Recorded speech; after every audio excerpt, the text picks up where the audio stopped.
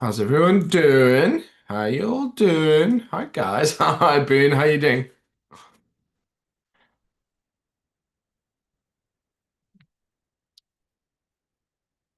Hi Paul. Good to see you again.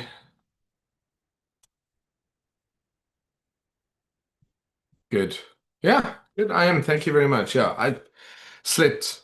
It was a long day for me yesterday. I slept really well actually in the end. Thank you. Hope you did too. I'm enjoying my weekend. It's nice and sunny here in the UK, which we haven't had for a few weeks. So it's cold but sunny, which is still it's worth it. Hi everyone. Hello everyone. Hello, hello, hello. Okay. So this is the process. All right, guys. So this is the process. You start by you start by looking at the news. You want to get a sense of this is you. I'm taking you through the routine, right? So the first thing you want to know is make sure it's the correct one, and we'll do it on Singapore time. So the first thing you want to know is any major stuff that I have to pay attention to. Now, over time, some things are more important than others. So if we were in 2008, 2009, 2010 global financial crisis, then everyone's looking at interest rates and jobs numbers because that's what gives them security or comfort. So right now, the markets are a little bit concerned with inflation and jobs for different reasons. They're worried we're at the beginning of the market as a unit is concerned about being at the beginning of another global financial crisis. Um, so the big stuff this week is sure, there's high impact CAD news, GDP, which could create a bit of a stir there, sure. There's jobs numbers here. So for the most part, people are pessimistic about the US economy, Americans as well. And so they're anticipating, they don't trust the data that's coming out now because in the last year, the current administration has flat out made numbers up. So they don't quite trust the numbers and they're pessimistic. So I think in a way, even if the numbers are slightly bad, it's not great, but it also doesn't surprise the market. And this is what happens, right? The market doesn't like surprises. So ordinarily, I would say to you that it actually matters what kind of news it is, but we're in a really weird place at the moment where you want to know when the news is, but I'm not necessarily sure the kind of news that it is makes a difference because unless the data is reliable, the markets can't do anything with the data. They don't know if it's real or not, and they're pessimistic anyway. So even if the number is a bit bad, there might not be the big response that you think. Okay, but I'm going somewhere with this. So these are really the big ones now because the expectation is that unemployment is going to grow. ADP non-farm is also expected to be negative, like job losses increasing. And it's not all tied to AI. It's just a general sense of that. And so unemployment, and of course Friday, normally the first Friday of each month is normally non-farm. So historically, this was um, the big kahuna, the big number. But the problem has been, if we just go down and we have a look at this, is that if you take not the forecast, but the actual and the revised, a lot of the times the numbers have either been really bad or revised down. So like this one here, where they literally said, "Oh no, that we created this many jobs," and then actually said, "No, actually we did this." And so it's not a margin of error. They just flat out just made up a number, and then when the real numbers came out, got revised backwards. So over the whole year, it's performed. The jobs have been like the worst. Maybe I don't want to say the worst in history, but bad.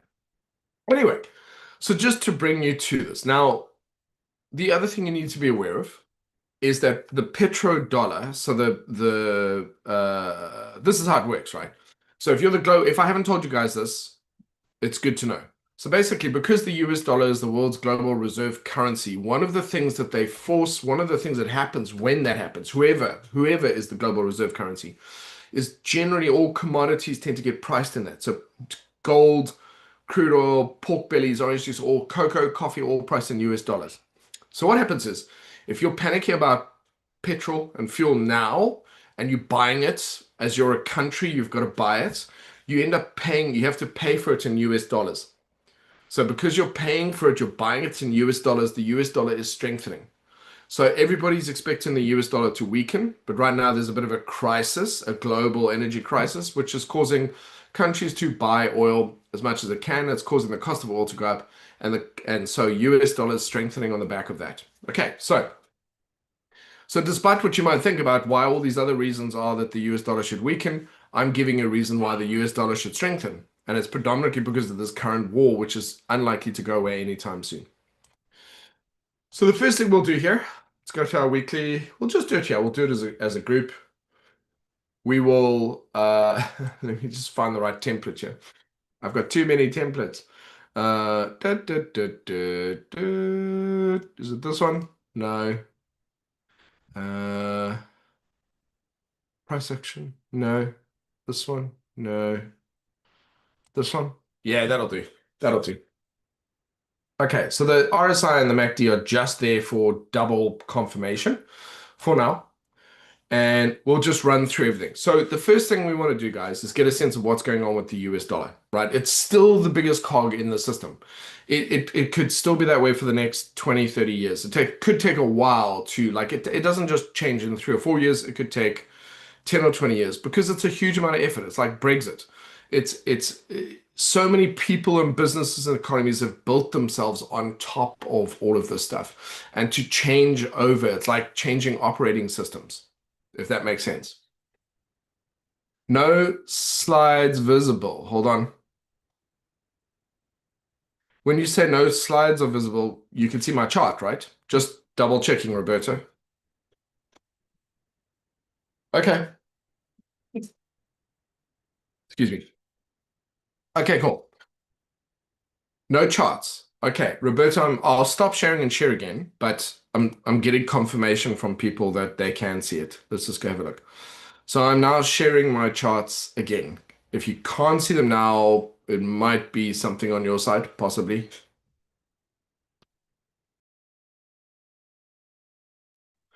Okay, so the first thing we want to do is get a handle on the US dollar. Okay, good, good, good. So a quick tip, cool, thanks, Sam. A quick tip is to look at the weekly. Why do we do this? Well, let's just see what last week's candle did. This was the entirety of last week's activity on euro dollar. That's it. The entire move was a little bit of a, what was that distance? High to low? 150 pips. That's a bit of a joke. 150 pips, tiny. So really not a lot happening.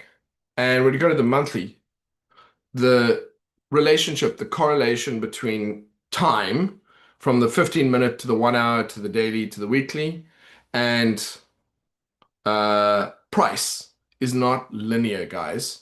So if you are on the 1 hour and you're looking at a 30 pip move, if you go to the daily, that is not 24 times the distance. It doesn't work that way. So just remember that what we look at on the monthly, that the price stuff doesn't multiply as much. So the price stuff is separate from really what you're able to see on the monthly is more like important price levels. So if you look at predominantly, you can see that starting in around April, May last year, and basically we're in April, so a year, we've been range bound, all right? And this is largely tied to tariffs. But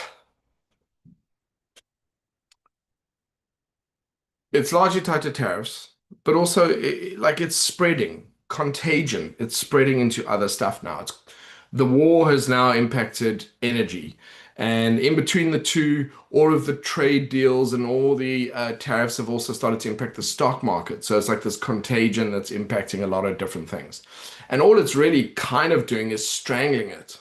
It's like it's taking all the nutrients away, all the current agreements and stuff. It's not necessarily a bad thing. In a way, the deck is reshuffling. So it's time to maybe mix things up a bit. Not necessarily a bad thing, but how long it takes to get to the better place, I can't tell you. It could be quick. If 5 years would be quick. 5 years will just be like that. But anyway, So the reason I'm telling you this is because we are in this range, and I think breaking out the range, there's been a couple of attempts, tried there, tried there. Breaking out of the range is essentially from 1.14 to 1.18. And because the euro is the second biggest against that, you might as well spend a lot of your energy focusing on this. It's significant because the day when it comes that the dollar breaks out either side, um, should see, we hope, a couple of months worth of really good moves. And we would see it across all the majors. In the meantime, if you think about it, if the two biggest currency pairs are not doing a lot, they're stuck in a 400 pip range over a year, excuse me, if there is anything else, if there are any other majors that are moving, that's the one you should be focusing on. So let's just say you go across to um, dollar CAD, and dollar CAD is actually moving. Then possibly we should be looking at dollar CAD this coming week. This coming week. So we've got a level. Let me also show you a couple more things. I'm going to need to speed this up, but there's quite a few big levels here I want to be paying attention to. So let's put a level in there. And let's just mark this level over here. And if we do break through it, there's probably a little bit of a level there. Like I'm just kind of just broadly doing this. If we go back down to the daily, you can kind of see where this could potentially go. Okay, broadly speaking, we've got some room up to there. And this is a daily chart. So for now, any kind of a pullback here could represent a nice buying opportunity. But it is interesting to me that dollar CAD is actually straying quite a bit from the whole process. And let's run through this. What is GBP doing? GBP is a mess. So when you see a chart that shows you this, that means that going back all the way here to the 27th of February, it hasn't done anything. And so again, it's going to take, this week is going to be gone by in the next 5 candles. So I'm not saying to you, you shouldn't check it again on, say, Wednesday. But the very fact that this isn't going anywhere, you could either put alerts in place, like just what you're trying to do here, guys, is you want to eliminate the charts that have nothing to offer, that will probably have nothing to offer in the coming weeks. So if we go down to the 4 hour, this is just insane. There's no trends here. It's just too choppy. And combined with that, every time the news is going to come out in the coming week, the markets are just going to swish around. So you need wider stop losses and you need to take profit sooner. Historically, you would target 1-to-1 minimum.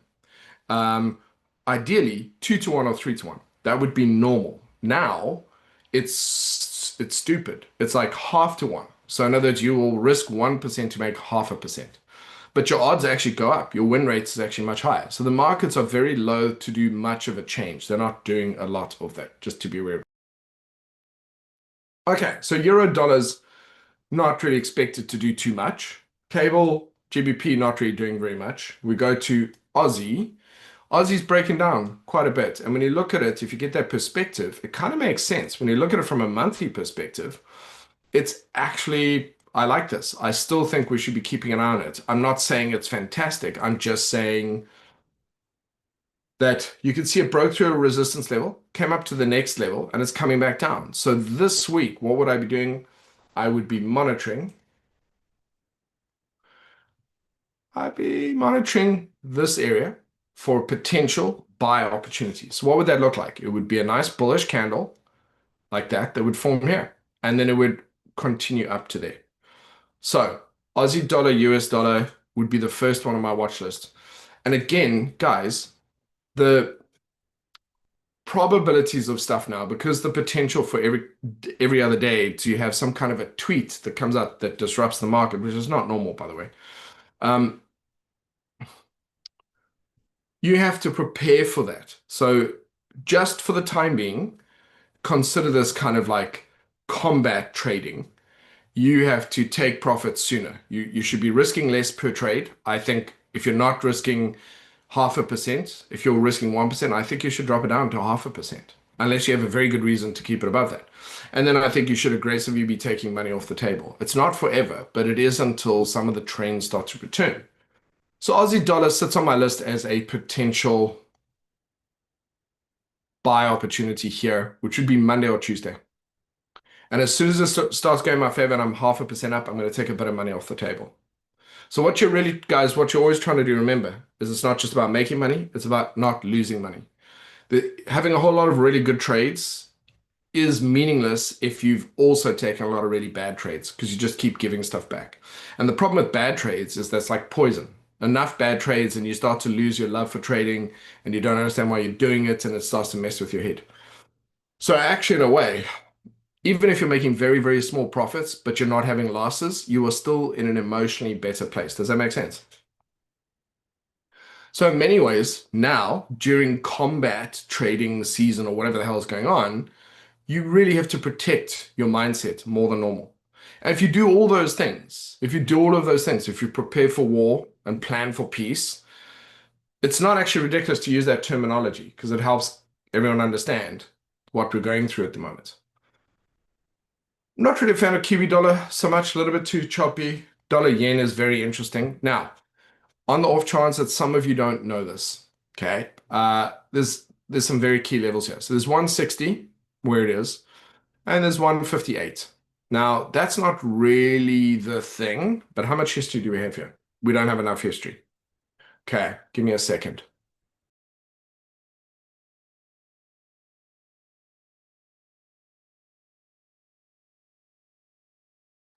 I just want you to see this. So if I go through to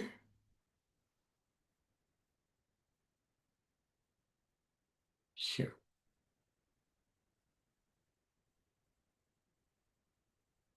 and you look back, this is 1970. Okay, so this is, a good 56 years of history. Dollar yen is sitting at this level, which is the last time we were at that high was in 1990, January 1990. And if we break through this, the next level sits at 177. What's the low of that? 177. So I want you to understand the historical significance of where we are. Okay, the historical significance of where we are here. This 160 level, this level here is a very, very big level. And the pressure is on.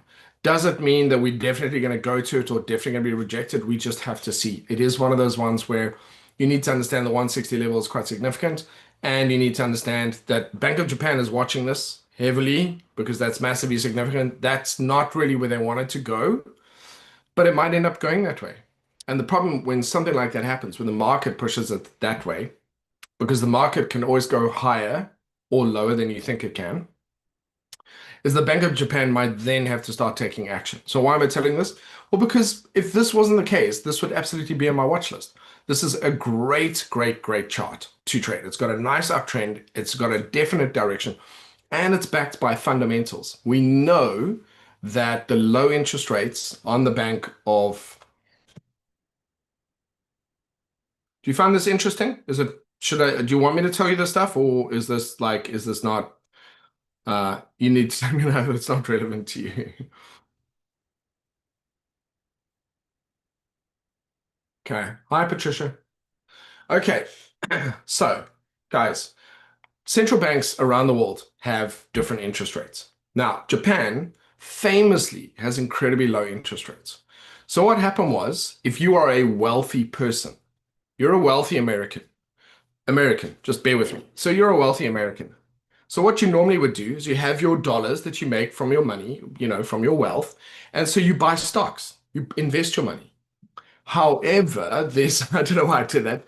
However, there is a bonus opportunity for you here. You can, your interest rate in the US is 3.75. Let's say 4%. So the problem is that when you borrow US dollars, you're paying 4% interest rate. But hold up. You could borrow yen. You could borrow yen where the interest rate's much lower, convert it to US dollars, all right, and then put it in the stock market. So there's another layer of something you could do before you put your money in the stock market. And so what's the difference? Well, the difference is you actually make money on the interest between the two. Because you're borrowing and then converting it to dollars, you actually do make money on the difference in that interest rate. You make the difference. Because effectively what you're doing is you're borrowing 0%, converting it to US dollars, and that you benefit from the gap between the two. So that is what happened is very wealthy people, institutions, banks, central banks have all started doing that. The strongest economy in the world prior to 2025 was the US economy. So there's free money effectively because you could borrow the yen at very low interest rates, and it was actually at zero for a while. It was like very low, 0.25 for like 30 years. And so this actually created a flow of money into the US stock market. Into the US stock market, there's a foundation of yen that if the interest rate, now Japan has a problem, their yen keeps weakening. So the yen keeps weakening. And so one of the number one go-to trick to strengthen your currency is to increase the interest rates. I'm saying this slowly so that it gives you time to process this. So Japan, Bank of Japan wants to increase the interest rate. But if you've got very low interest rates, people borrow quite a bit of money. So like credit cards and banks and stuff like that. So the problem is that Japan, which is normally a savings culture, has also at the same time got comfortable living off loans that have very low interest rates. And so we tend to live to the edges of that. And so if those interest rates go up, it's going to put strain on people's lives in Japan, on the economy internally. But they have to because the yen is weakening and they're an export economy. So they're stuck between a rock and a hard place. They're like, we need our currency to strengthen. And the problem is that if we do strengthen it, it's going to impact our people at home and it's going to cause people in the US, at some point in the US, they want to lower interest rates to keep the stock market going. So to cut the rate, they want to do that. If you cut rates, people borrow and invest, and it's just historically low interest rates push stronger stock markets. So Japan is screwed now. Excuse my language. The US wants to drop its rates. Their currency is weakening. They need to strengthen their currency. They need to raise rates. And what that's going to do is now what happens is the profit. If you're one of those people that had yen that converted to dollars, that gap, that profit's not really worth your while anymore. So what's going to happen is if Japan raises interest rates and the US drops it, people are now going to sell their stock positions so that they can pay back the yen. They're going to exit those positions. So just by Japan raising interest rates, it will cause a lot of stock positions in the US economy to unwind, which will then impact the global economy.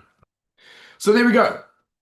There we go. And this is just one of those things that most people are not really aware of. Because like, why would we be aware of that? Because we don't borrow yen. We're not doing any of those clever layers and stuff, but that is it. So the reason I'm telling you is I'm trying to explain to you everything, why it's so significant, what's happening with this level, what the next level means, why the Bank of Japan is freaking out, what their options are, why they're stressing, and how this is tied to the global stock markets, which is just mind-blowing. Okay. You can look this up, by the way. You can look it up. So it's called the Great Yen Carry Trade or the yen unwinding. So it's a big thing. Okay. So let's have a look at the Swissy. So I want to go back because the reason I wanted to have a look at the yen pairs was because they're actually sitting on my watch list. So we'll go through all of them. Let's have a look. Euro yen is trending up. It's going a little bit sideways on the monthly. It's got to the weekly. It's consolidating here. This is what's known as like a bit of a diamond pattern. It doesn't really matter what it's called, guys. It doesn't matter. It's a consolidation. It's very likely to carry on up from there. Then we've got pound yen, which is also pulling back and wanting to head up. Excuse me, you've got Aussie yen, which is pulling back, which has got a good trend, which is pulling back into the highs here as well.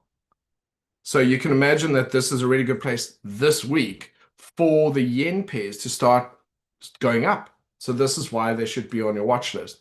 Kiwi yen is not looking the same. Kiwi yen is not really looking the same. CAD yen pulling back. It's a really good area for it to produce. So this week, what I would look for, and I'm not saying I would necessarily trade it, but what I would look for is to see the 4-hour trends turn around this week, like turn around and go around. So I'd be looking for trend reversal patterns like upside down head and shoulders, double bottoms across a lot of these pairs. Does that make sense? Because, well, I'm not saying they're definitely going to do that, but I'm saying that's like if they are going to, if all the yen pairs are going to set up, this is when they're going to do it.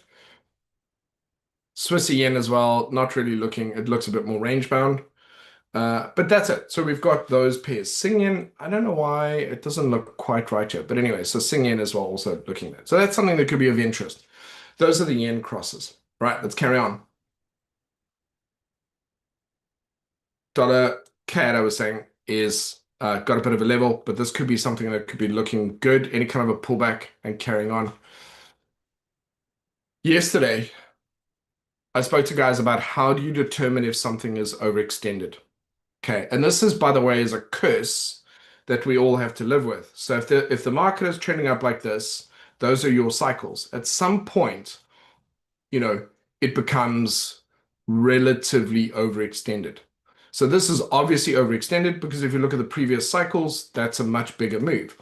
But the truth is that most traders would still have thought about there was as far as it was going to go. And this is true. Around the world, you can never really tell when that really big move is going to happen. You can't always tell. It's quite interesting because Elliott wave theory talks a little bit about, and I'm not trying to get you guys on that. I'm just saying that normally that becomes our point. If we use that move, if we use the previous ones as things, that's the point at which many traders would already start taking profit. But the move becomes more and more overextended, right? That's what happened a lot with gold and silver. And if you look here, that's kind of the case here as well. So if we go to the daily or the 4 hourly even, you can kind of just here, you can just sort of get a sense of the kind of moves you have. This is not that overextended because why? Because it's been staying close to the moving averages. So the moving averages here is kind of the average of price. So the overextension is when you're far away from the average of price. That's overextension. We're not. We're very close to the average of prices. So actually, I take it back. This is not overextended, which means I'm not really worried about this coming back anytime soon. So actually, I think we could still see this continue to push up. So if you're day trading, I don't know how many of you, I'd love to know the stats. If you are only trading on the daily and above, if you're only on the daily and above, let me know.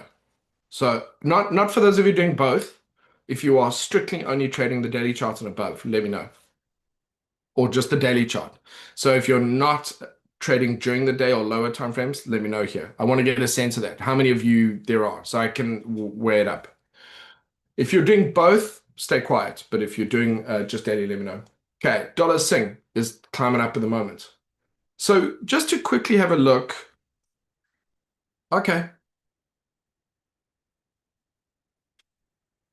All right, cool. Now, let's have a quick look at the dollar pairs. Look at dollar yen. Dollar yen is by and large going up.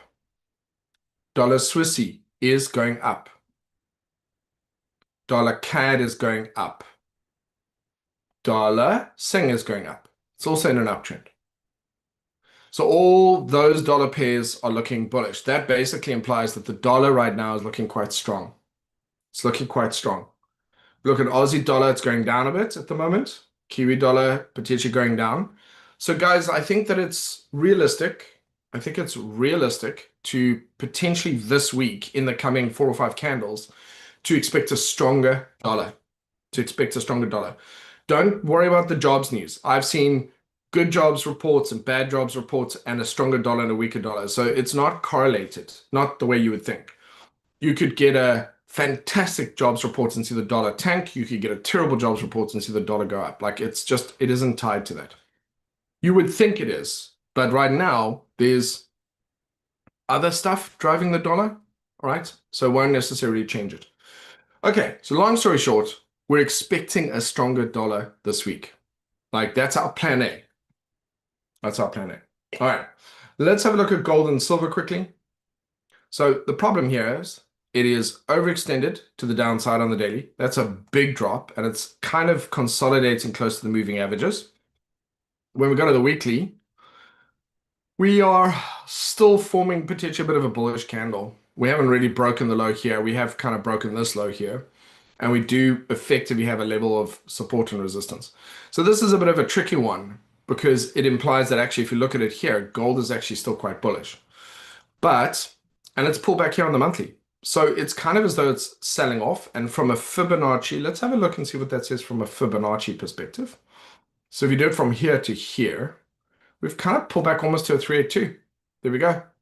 So I did it from the biggest low there. So that's interesting to me.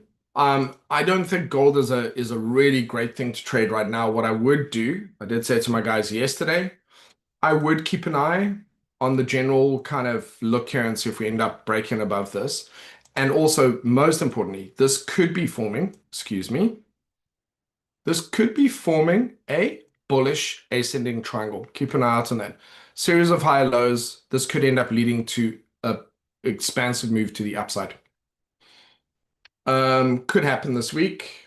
Silver, also not giving a lot of clarity. It's currently in a daily downtrend, but there is definitely a level. There is definitely a level of support here, but there's also something going on over here. So somewhere around $66, something going on over here. So just be aware of that because it should be following through, but it isn't. So just be careful with silver and gold this week. This I think is going to break higher.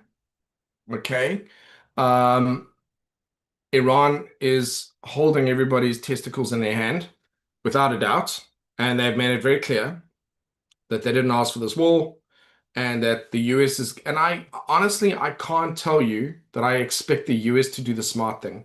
I don't think they'll do the right thing. I don't think they'll do the smart thing because they haven't done it in a long time. So I think that the situation has the potential to get worse. If I was a trader and I'm putting probabilities on, I'd be amazed. The current administration has no idea what they're doing. They're like vibe presidenting, like it's all done on social media. They don't really have any real negotiating skills. They don't have a plan. So why I'm saying that is because I think that the pressure is building up, and I think the situation would they de-escalate the situation? No, because I think it's all like threats and tweeting and all kinds of stuff. So I think there's a fair amount of pressure building up that could break to the upside. So this could end up being an amazing trade because it kind of has already gone up to $120. So if it's building up here, the pressure would build up, and when it does break, it would just go straight there. So that's something that's interesting.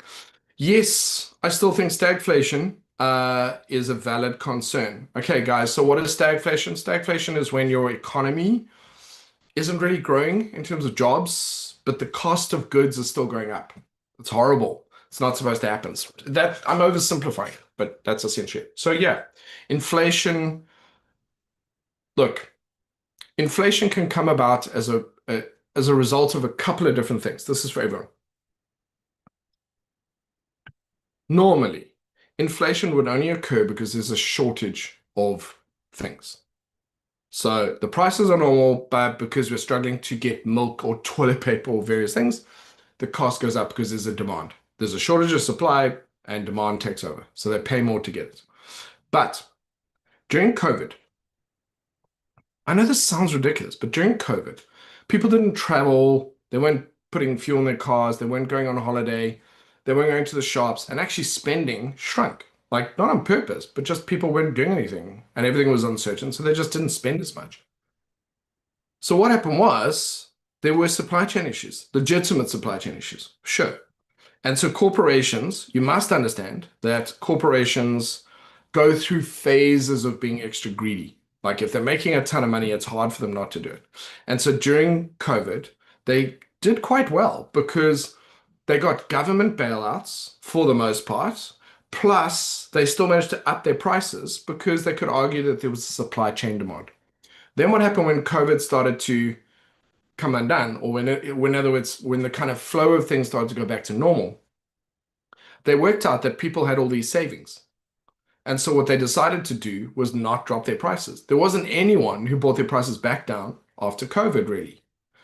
And so their plan was to effectively still get access to your savings. They know people had money. And so where we've got to now is that corporations are announcing record profits, but the quality of food, I don't know if you guys have noticed this. I'd love to know if this is happening on your side of the world as well. The quality of food is really not great anymore. The quantity. So you get what's called shrinkflation, where your crisps are just a bit smaller. Like everything is like packaging is shifted and the weighting is shifted, but the pricing is still going up and the companies are still announcing record profits. So that's kind of where we're sitting at the moment.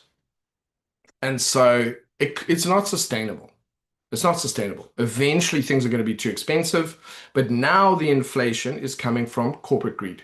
They refuse to they're doing very well. They're announcing record profits. Everything's about stock markets and kind of like with we've lost, not us per se, not the person on the street, but kind of like as a society on the whole, everyone has kind of lost sight of how expensive things should be and how much things should cost. The average cost of things has gone up about 40% since 2020, which is madness. Okay. Like in the UK, everybody's switching to solar power and wind. Everybody's switching to it. But our energy bills are going up. Our energy bills keep going up. So, like, what's giving? What's going on? Okay. So there's a lot, but I have good news for you. Like when all of this stuff is resolved, we should actually, historically, we have a very good period of time after that. And you'd much rather cut your teeth or develop your skills during a period like this so that like it just you need to go through all those patches to mature as a trader as an investor. Okay, anyway, sorry guys, I digress. So this is on my watch list. I think there's a very high probability there's a good breakout there. It looks good. And the more it builds up, the bigger the break will likely be. But, if we break this low, so if the market comes down this week and it breaks that low, then this pattern is null and void, goes away. Okay, goes away. Let's have a quick look at the indices. So they're looking quite bearish. You've got to get some perspective here. So you've got to come in. This particular level here, support resistance, is quite important. We're going to see if it holds, but if it doesn't, we could see a correction down towards the 50, like we do here, like we do here, like we do. This was when tariffs first came out. This was the last bear market we had, and this was COVID. So you can get a sense of how serious, just how big it would be, for the markets to break through this level. So that is definitely something we want to watch this week.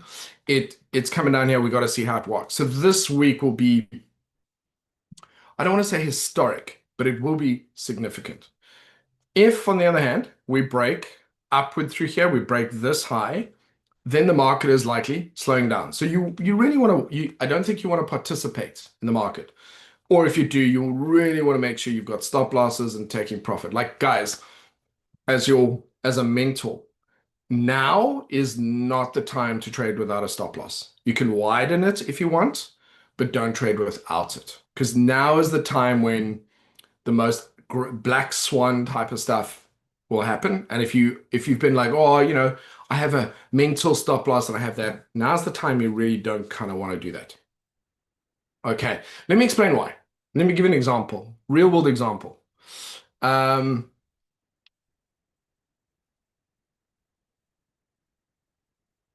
going to show you something.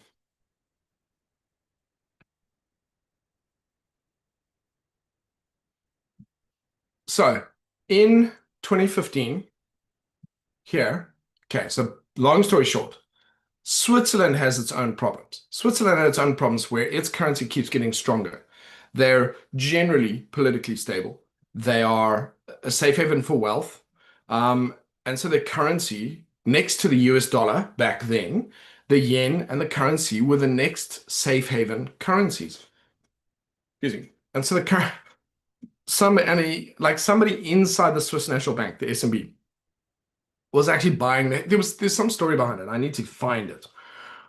Um, I need to find it. Give me a second here. Um,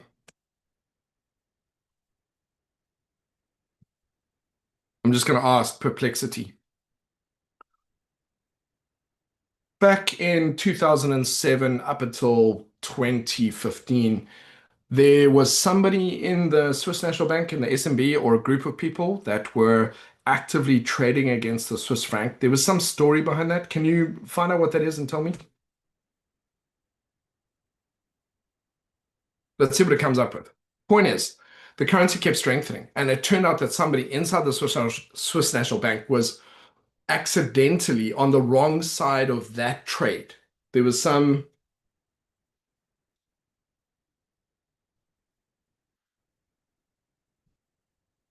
Okay, so after 2008, the Swiss national franc became a safe haven currency.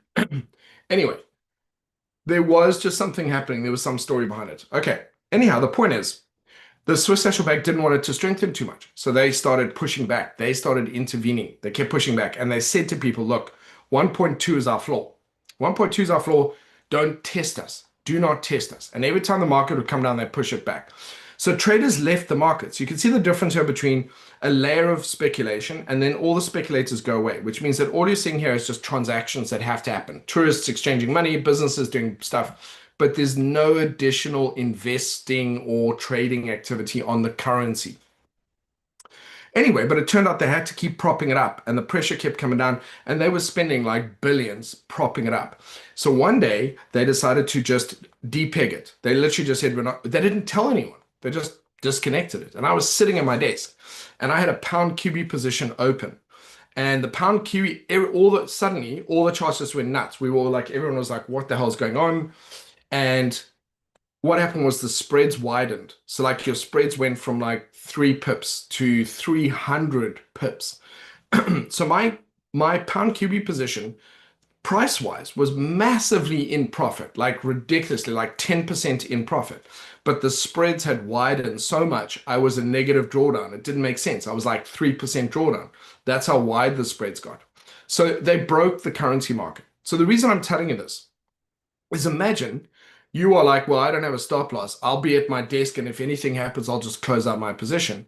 I want you to understand a situation where something happens so quickly that the spreads widen and you can't close your position because liquidity has evaporated from all of the banks and all of them in a situation like this. And you can't even close your position, and the spreads are widened, and your account is maybe 150% in drawdown. So all I'm saying there is that your stop loss becomes that extra layer of insurance. It's not guaranteed, but it is the best, closest thing. And actually, during that period, Oanda, there were some brokers that actually honored all their stop losses. They honored all of them. So there were some people that didn't even feel a thing when it happened, but there were other entire brokerage firms that closed their doors. Like the next week, they were done. So I just want to kind of explain a scenario to you that you have to imagine, because otherwise, if you can't imagine it, you won't do anything about it. So just imagine a scenario without a stop loss. You don't want to do that. So this is what we're going to be watching for this week. Does it manage to find a base? Does it manage to turn around? Or does it just keep going? All right. And the implications either way are relatively important. In order for this to turn around, I think the markets would have to really feel some optimism that I don't think there's going to be an end to this war. Like, I can't see America backing down from it and Iran is winning. So like, I can't see how that's going to happen. So it's a catch-22. So we'll have to just see how that goes. Anyway, wanted to show you that. So that's the global markets. That's really what's going to be happening this week. We are starting to fall. It always falls more aggressively. But the monthly will give you the sense of perspective. For example, it could still fall. The S&P could still fall down to 6,000, 6,100 and still be in a nice, relatively strong uptrend, recover in April, May, and keep going. Historically, guys, sell in May and go away. So historically in May until about September, the markets can be in a bit of turmoil. So if we are in turmoil now and then we get to May, the markets might continue down further. So we'll see how that goes. Same thing here. So please just keep an eye on the markets. If you're going to short the markets, just be very cautious. Understand that there are orders sitting at levels like this, for example, that have been there for years. So, or have been there, I beg your pardon, have been there since July last year. So in other words, as soon as market goes up, they're always just trailing orders saying, listen, if you do come back to that level, just fill my order. So you can get, so you can get some bounces off this. So just be prepared for that. The FTSE as well, also a nice healthy correction from a Fibonacci perspective. 382, 50 fib. So I guess what I'm saying here is that the markets can still go down a bit and still, and still look very bad from a daily perspective, and then actually recover over a few weeks and then start going up again in the next few months. And you'll look back and realize actually their correction was well within their Fibonacci limits. So I'm not saying that's how it's going to go. I'm saying that, well, I've been around and that's how it could go. And I just need to put that idea in your head. Because one of the things that destroys traders is we get a bad idea in our head. We don't think it's a bad idea. We're like convinced this is going to happen. And so we go against the evidence on the screen and then in the end, our brain is overriding reality and we can't have that happen. So the counter to that is to always imagine that the opposite could happen, even if we don't understand how, but it could. And that what would we need to see for that to be the case? In other words, we're always offering our brain an off-ramp. If we are going the wrong way, we need to give our brain an off-ramp saying, you're going the wrong way. Like, we need to protect ourselves. And that comes from training and experience. But just know this, our natural instincts are garbage. Our natural instincts are garbage. And they never really get better. So you always have to include the possibility that you could be wrong, no matter how sure you are that you're right. But you have to ask yourself, what would that look like? It's very good for you to do that. Okay. In the same way they say that like reading and doing puzzles and various other things is a very good um, it's a very good exercise against Alzheimer's and dementia is to do puzzles and keep your brain active. It's the same thing. So as a trader, to keep yourself objective and neutral and able to see the battle unemotionally so that you're on the right side of it, you need to always think about what the other side would look like. So just doing that exercise is very good for your brain. Okay. Sorry, guys. I don't want to bore you to death here. I don't want to bore you here. Yeah, so the question here is May pretty much red everywhere based on the sell in May and go away? You know, interestingly, it can just go sideways. Often because people go on holidays and the schools have their holidays in the summer in the Northern Hemisphere, it can just end up doing nothing really. And that's kind of what they mean. It doesn't always have to be red. September is usually the month that has the biggest drawdown. And often September will come at the end of that whole thing. So you might have the market going sideways and then it sort of starts going down August and then you have a bit of a dip. But for the most part, and Berkshire Hathaway would confirm this, they tend to have a really good run up until April most months, and then not as much growth, and then they have like September through till April again. So yeah, it's interesting. So all I'm saying here, guys, is I'm trying to imagine what it would look like for the markets to look like they're okay. What would it look like for the markets to go sideways, and what would it look like for the markets to be bearish? But one thing I want you to just keep in mind, please, is that historically, all right, the markets go up. Historically, the markets go up. And it's not like people are going to just stop using American products immediately. They're still going to do it. So that like they built their entire businesses on Excel and various other things. And I know about all the developments with AI. So that everyone's at threat actually, because people will be able to create their own version of anything within the next year. Like it's insane. So actually everyone is pretty much at threat. Um, so we're entering a very interesting phase, but it's not the first time we've had new technology, but it is very, very interesting. So I guess what I'm saying here is just be prepared for anything. It's not fun because we just want to be able to relax and just focus on building our trading skills and building our account. And then everything around us is changing. So it's like typical, but there's also so many exciting things that are on the horizon as well. Okay, sorry, let's carry on, guys. So just exercise caution is all I'm saying here, please, with a lot of things. And I'm not seeing anything that I really love there. The yen pairs. And finally, just to wrap up here, the ones I do like. Let's have a quick look at the Aussie pairs. All I'm doing here, we'll go to the weekly chart. I like the look overall trend. We are coming back down. So I do think this week or next week, Aussie Kiwi could provide a buy opportunity. So again, same thing again. I would monitor this trend. Look at this. My guys, you know what I've just taught you guys this. Look at this. There's your breach of your trend line. What is this pattern? Okay. Look at the difference. We're now going sideways.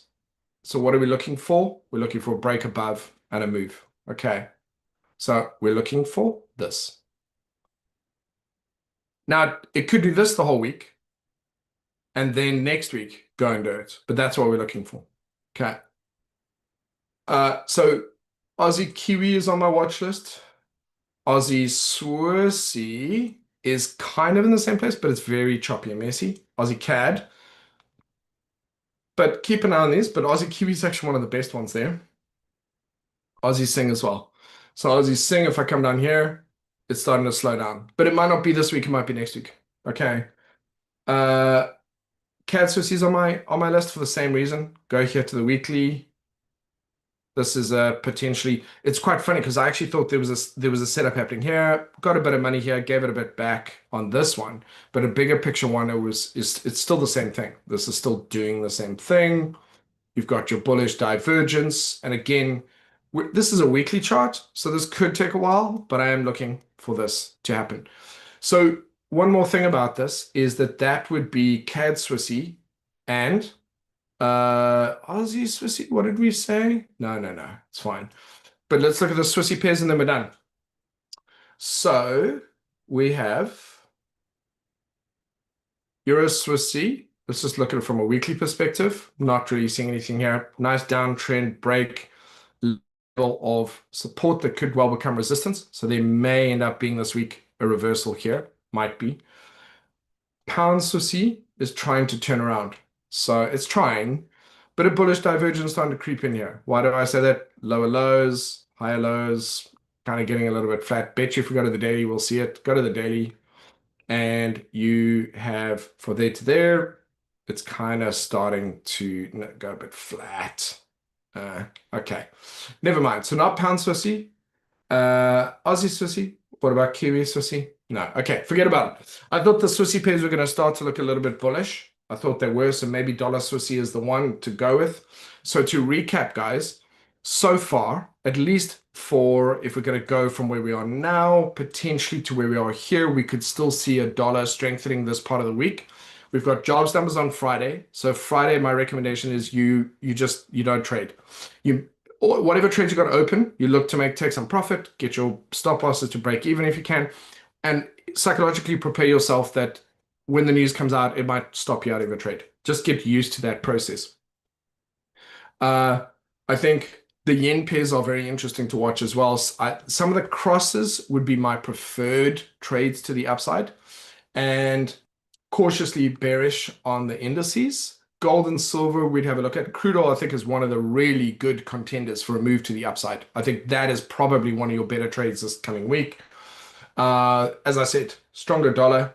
And then we didn't look at like EuroCAD. It's okay. EuroCAD, Euro Aussie. So Euro Aussie is a weekly pullback. So you might this week see Euro Aussie getting ready. So again, I'll go back to it. The Aussie pairs are offering something potentially of interest. Aussie pairs. Excuse me. Aussie Kiwi, Aussie CAD or something. There's a couple of these, or was it Aussie Sing or was it Aussie Swissy, that are offering some possible opportunity there. And then, yeah, a couple of the yen pairs moving to the upside, cautiously on the downside here, and dollar pairs. Any questions, guys? Cheapers, I'm sorry, I ran over again. I always do that. Am I right that during the World Cup month, most of the trades will slow down as well? I'm not really sure. It's possible that people are waiting for some kind of events to happen so that they can trade them and make money. So you might find that with all the other stuff going on, if there is some kind of a big event with crude oil or big event with gold, trade people will come back. So even in the past where they might have gone on holiday, they might listen, nothing has happened in the first half of the year. It's happening now. Let's take advantage of that. So actually, I'm really not sure. It's interesting. Um, can I go back to Aussie Kiwi? Yes, I can. Okay. So, uh, first of all, what is the monthly direction? It's up, right? You've got your 50, 20, and 10 trending upwards. Is it overextended? Yes, it is. Yes, it is, because you can see we broke through here and it hasn't come back to test it. So absolutely. Where's the next level? We're kind of roughly in the next level area here if you look at that. So it's a bit overextended. So it's due for a bit of a correction. Sure, sure, sure. The weekly has actually started to retrace. So the weekly is currently in a retracement back down to this area. So let's zoom out. Let's just go back and see where the next area is. So there's an area here. Let's just see if there's anything else I'm missing. Yeah, call it that. Call it that. So those are your main levels. So we could possibly still see this pull back down towards here this week. Now, if that is the case, what should happen on the lower time frames is that we would have a downtrend, and then if it did turn around here this week or next week, we would start to get ready to turn around and then start going up, if that was going to be the case. So what I did was I went down from the weekly, just straight down to the 4-hourly, but got it to the daily here. And the problem is that the 4-hourly is already showing, turning around behavior. Honestly, I think it would be better for it to come a little bit further down. So you can see the levels. So if we go to the 4-hour, basically, I think it would be better for it let's go back up. What am I looking for? Yeah, I would still prefer for this to come down here and then turn around. But I'm just showing you this. So this could happen. Thank you, Sam. So this could happen, guys. It comes around here and it does a breakout. And it breaks out, and maybe if you got in here, you hit your target, you get your target, and then it falls down here a bit and carries on down. And then it turns around and goes back up. This is why, as traders, we never presume that a trend is going to last forever. We understand that, okay, I'm going to just make sure I get my money and get my trade to break even, and then anything after that is great. So in this situation, I do think it's trying to turn around. I do think it might try to break up, and there might be a shorter term trade here, and maybe it'll keep going, maybe. But I've also said to you, if you look on the weekly, it could really benefit from a pullback here. The monthly is heavily overextended. The weekly is already on its way back to the moving averages, which is here. So it would be healthier for Aussie Kiwi to pull back to here and then carry on. But it's already trying to turn around. You can see it's already trying to turn around. So that presents a dilemma. It's not our imagination that's trying to turn around, and it is going to potentially break through here and try to go high. If it can't break through here, it might just end up, this might end up just being a consolidation. So right now it's going sideways. So it might end up just breaking down here, and then we see a similar attempt to turn around and go up here. My guys will know what that means. But yeah, so I like this one. Keep an eye on it. It is trying to turn around. It's got to break up. That 1.2 level is clearly a significant one, and take some money as you go. But if it does end up breaking down and carrying on down to 1.18, sorry, 1.178, like we'll know why, because of the weekly stuff. All right, guys, I'll let you go. I'm sorry. I get all excited about this stuff, and I don't get to do this with you guys often. So I hope you found it instructive and useful. And just understand that there are not as many trades normally at the moment. There really, really aren't. I've got a couple of algos that run as well, and they're taking fewer trades. They're not taking a huge number of trades. So like everything is just kind of slowing down, going into a little bit of a coma. And that's why we are in wartime, so to speak. But eventually it'll start moving again. And when it does, usually, so if you think of this as winter and then we get spring and summer, when that happens, there should be lots of stuff to harvest. You can only make money if the markets are moving. You can't, if they're not moving, you can't make money. So I understand, because you guys are still trying to skill build, you're still trying to build your skills and experience. And you're like, well, how do I progress if I don't trade? That's true, but there's lots of books you should be reading and lots of other stuff you should be doing as well as that. So you fill your time with backtesting and various things. All right, guys. I'll let you go, and I will, my guys, I will send you an update on like Monday or Tuesday, because I'd normally do it today, but I will do it with you guys on Monday or Tuesday instead. All right, guys. Enjoy the rest of your weekend.